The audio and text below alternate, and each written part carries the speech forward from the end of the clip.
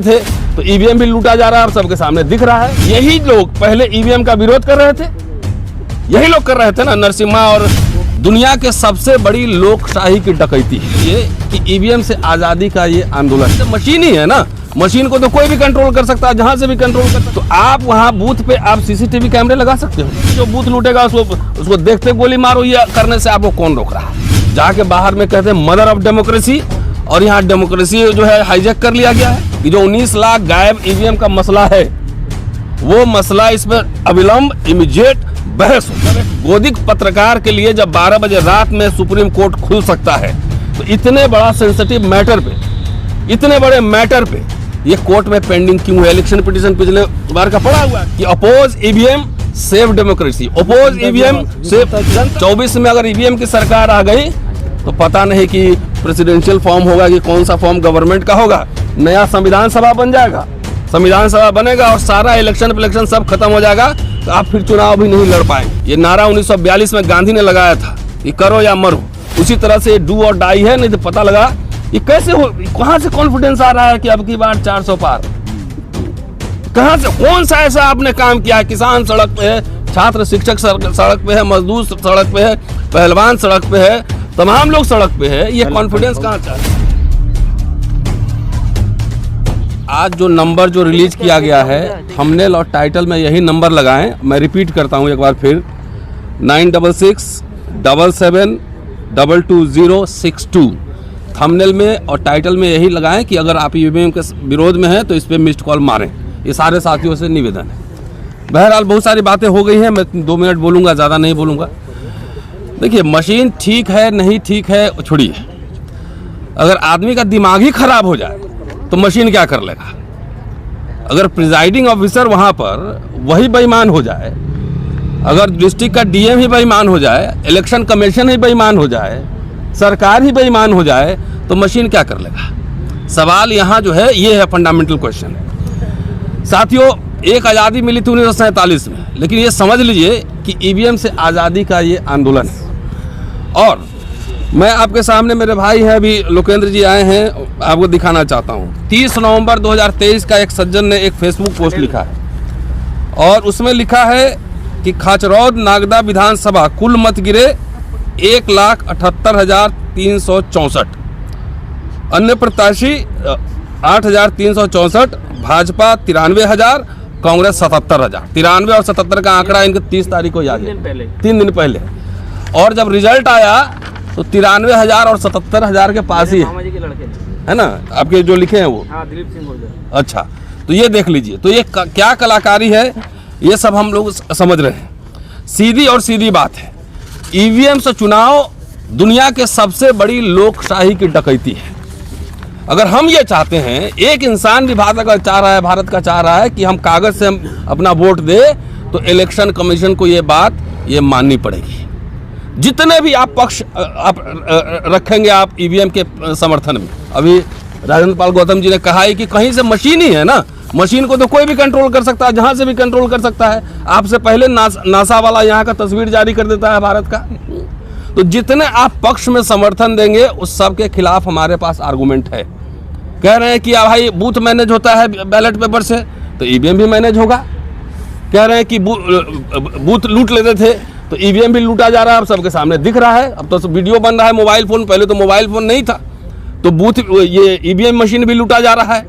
तो ये तमाम जिस तरह का आर्गूमेंट है कि भाई टाइम बचेगा, कहाँ टाइम बच रहा है? पहले से ज़्यादा टाइम लग रहा है। आप 7 चरण में चुनाव करवाते हो। एक मान लिया कि 1 नवंबर में हुआ, फाइनल रिजल्ट आके फरवरी में आ रहा था, 3 महीना में तो कुछ भी हो सकता है, पूरी लीला ही बन जाएगी उसकी। ये बात है। दूसरी बात है कि जब 30-40 साल में पूरा देश, समाज, टेक्नोलॉजी सब कुछ बदला है, तो आप वहाँ बूथ पे आप सीसीटीवी कैमरे लगा सकते हो, सीसीटीवी कैमरे लगा सकते हो, आप इलेक्ट्रॉनिक सर्विलांस कर सकते हो, वो भी कर सकते हो। आप इतना सोफिस्टिकेटेड वेपन्स है हमारे फोर्सेस के पास। अगर आपको लगता है कि ये सेंसिटिव बूथ है, यहाँ पे गड़बड़ी हो सकती है, तो आप डिप्लॉय करो वहाँ फोर्सेज। आप शूटर साइड का भी ऑर्डर दो कि जो बूथ लूटेगा उसको देखते गोली मारो। ये करने से आपको कौन रोक रहा है?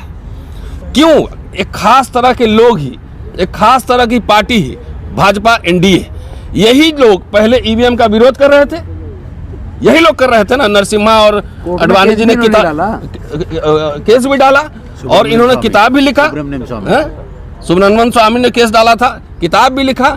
ये लोग विरोध कर रहे थे, आज ईवीएम के पक्ष में क्यों है? मैं मध्य प्रदेश चुनाव में था, मैं गया था 4 दिन के लिए, और आप बैलेट पेपर वाला आप देख लीजिए, 199 सीट पे ऑपोजिशन लीड कर रहा था। तो इसमें ईवीएम में कौन सी जादू है भाई? ईवीएम खुलते ही आपको पता लगा कि जो रिजल्ट पब्लिक कुछ और सोच रही है, रिजल्ट सीधे बदल जा रहा है। तो सीधे और सीधे साथियों, ये ईवीएम नहीं है, ये समझ लीजिए कि अगर जाके बाहर में कहते हैं मदर ऑफ डेमोक्रेसी, और यहाँ डेमोक्रेसी जो है हाईजैक कर लिया गया है, इस सरकार ने, चुनाव आयोग ने हाईजैक कर लिया है। हम तो कोर्ट से भी आग्रह करेंगे इस संयुक्त मोर्चा की ओर से कि जो 19 लाख गायब ईवीएम का मसला है, वो मसला इस पर अविलंब इमीडिएट बहस हो। जब एक गोदिक पत्रकार के लिए जब 12 बजे रात में सुप्रीम कोर्ट खुल सकता है, तो इतने बड़ा सेंसिटिव मैटर पे, इतने बड़े मैटर पे ये कोर्ट में पेंडिंग क्यों है? इलेक्शन पिटीशन पिछले बार का पड़ा हुआ है, कई हमारे साथी डाल चुके हैं कोर्ट में, लेकिन उस पर सुनवाई क्यों नहीं हो रही? तो मैं ये कह रहा हूँ, प्राचा साहब को समर्थन करते कि हम सुप्रीम कोर्ट संविधान के हिसाब से अपना पक्ष रखे, इसमें पक्ष रखे। अभी हमारे सीजेआई जाते हैं तो डेमोक्रेसी की बात करते हैं, पूरे दुनिया भर में करते हैं। जब यहाँ की जनता आवाम कह रही है कि हमारा डेमोक्रेसी हाईजैक कर लिया गया है, मशीन में गड़बड़ है, तो सुप्रीम कोर्ट को भी इस पे संज्ञान लेना चाहिए और अविलंब इस पे डे टू डे बेसिस पे हियरिंग होनी चाहिए। दूसरी बात, मैं जितने पॉलिटिकल पार्टी के लोग भी सुनेंगे इस प्रेस कॉन्फ्रेंस को, मैं आपसे भी आह्वान कर रहा हूँ कि आप अपने कार्यकर्ताओं को एक्टिवेट कीजिए और बोलिए कि जाकर इसमें मिस्ड कॉल मारे। सारे लीडर्स को, जितने जो ईवीएम का विरोध कर रहे हैं, सारे लीडर्स इसको डालें। और दूसरी बात है कि ये एक तरह से सिटीजन्स मूवमेंट है, सिटीजन्स मूवमेंट। हम लोग किसी पार्टी को रिप्रेजेंट नहीं कर रहे हैं, लेकिन तब भी ये आग्रह करें कि जो अपोजिशन पार्टी जो ईवीएम के विरोध में है, वो इसके खिलाफ, वो भी तो सिटीजन है, वो भी वोटर है इस देश के, चाहे कितने भी बड़े नेता वोटर तो हैं ही, वो भी इसके खिलाफ आगाज करें। क्योंकि हम लोग को याद है 5 साल पहले जब राजेंद्र पाल गौतम साहब के हमने एक प्रेस कॉन्फ्रेंस इसी तरह से डेमो किया था, याद है आपको? बिल्कुल बिल्कुल। और वो खुद राहुल गांधी ने अपने वॉल पर शेयर किया और 20 करोड़ लोगों ने देखा था। तो अब खाली शेयर करने से काम नहीं चलेगा, अपोजिशन पार्टीज भी इसको पॉलिटिकल एजेंडा बनाए कि oppose EVM save democracy, oppose EVM save. जनता की आवाज है, जनता ये चाह रही है, आपको वोट जनता से ही लेना है। इसलिए पॉलिटिकल पार्टीज भी इसको पूरा एक पॉलिटिकल एजेंडा बनाए, अपने घोषणा पत्र में भी लाए, और ये भी हो कि एकदम बैलेट पेपर से चुनाव होगा और नहीं तो ईवीएम से चुनाव नहीं होगा। नहीं तो इसके बाद मैं ये कह रहा हूँ, पॉलिटिकल पार्टी को इलेक्शन लड़ना है, हमें आपको नहीं लड़ना, शायद आपको लड़ना पड़ सकता है। पॉलिटिकल पार्टी को इलेक्शन लड़ना है। 24 में अगर ईवीएम की सरकार आ गई तो पता नहीं कि प्रेसिडेंशियल फॉर्म होगा कि कौन सा फॉर्म गवर्नमेंट का होगा, नया संविधान सभा बन जाएगा, संविधान सभा बनेगा और सारा इलेक्शन सब खत्म हो जाएगा, तो आप फिर चुनाव भी नहीं लड़ पाएंगे। इसलिए ये अपोजिशन पॉलिटिकल पार्टीज को ये चेतावनी भी है कि अपने फ्यूचर के लिए, अपने पॉलिटिकल फ्यूचर के लिए भी ये एक तरह का अखिल भारतीय मूवमेंट है। आज आपके सामने भानु प्रताप जी ने जिन राज्यों, 13 राज्यों का नाम लिया ना, धीरे धीरे ये संख्या बढ़ेगी ही। ये अखिल भारतीय स्वरूप ऑलरेडी ये ले चुका है। इसलिए हम लोग जो ताकत लगा रहे हैं अपने मिनिमम रिसोर्सेज के हिसाब से, उस तरह से पॉलिटिकल पार्टीज भी इसमें अपनी ताकत लगाए।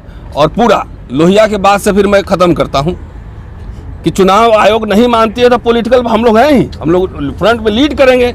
आइए दिल्ली में एक बड़ा प्रदर्शन हो, चुनाव आयोग में प्रदर्शन हो, लाखों लोग इकट्ठा हो, और ये संविधान के हिसाब से, संविधान जो राइट देता है हमें एकदम संविधान के हिसाब से हम लोग निर्वाचन आयोग का भी घेराव करेंगे। इसमें पूरी देश की जनता से अपील है कि डू और डाई, ये नारा 1942 में गांधी ने लगाया था कि करो या मरो, उसी तरह से डू और डाई है। नहीं तो पता लगा ये कैसे हो, कहाँ से कॉन्फिडेंस आ रहा है कि अब की बार 400 पार, कहाँ से, कौन सा ऐसा आपने काम किया है? किसान सड़क पे है, छात्र शिक्षक सड़क पे है, मजदूर सड़क पे है, पहलवान सड़क पे है, तमाम लोग सड़क पे है। ये कॉन्फिडेंस कहाँ से आ रहा है? फौजी भी सड़क पे है, ड्राइवर सड़क पे है, सब लोग सड़क पे है। इनका जादू, उसमें कौन सा लीला है, जादुई है मशीन की, उनमें से आपको 400 पार हो जाएगा। इसलिए हम लोग जान रहे हैं कि ये पूरा गड़बड़ होना है ईवीएम से। ईवीएम का अपोज करो, संविधान बचाओ और देश बचाओ। शुक्रिया।